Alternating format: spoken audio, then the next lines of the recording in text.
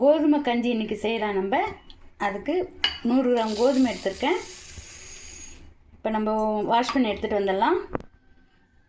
நான் வாஷ் பண்ணிட்டேன். இப்போது ஒரு 3 மணி நேரம் ஊறட்டும்.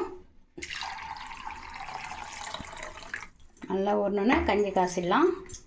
3 மணி நேரம் ஊறணும். 3 மணி நேரம் நல்லா ஊறிடுச்சு. நம்ம அரைச்சி எடுத்துகிட்டு வந்துடலாம் கோதுமையை.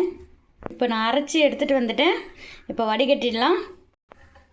பாருங்கள், கோதுமை பால் வடிகட்டி எடுத்துகிட்டு வந்துட்டேன். கோதுமை கஞ்சியை காசிடலாம். இப்போ நான் ஸ்டவ் ஆன் பண்ணிக்கிறேன். சூப்பரான ஹெல்த்தி ட்ரிங்க் ஒன்று ரெடி பண்ணலாம்.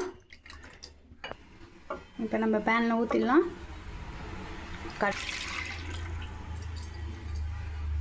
பாருங்கள், ஒரு 2 நிமிஷம் போல் ஆயிடுச்சு.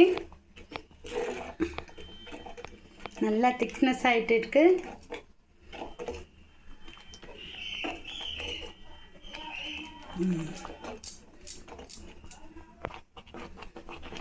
பாருங்கள், நல்ல வெண்ணெயாட்டம் ஆகிட்டே இருக்கு. இப்போ ஒரு 100 கிராம் சுகர் போட்டுக்கிறேன். நான்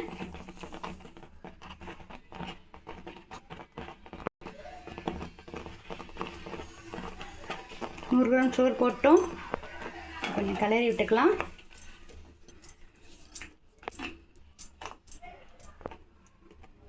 ஒரு பிஞ்ச் அளவுக்கு உப்பு போட்டுக்கிறேன்.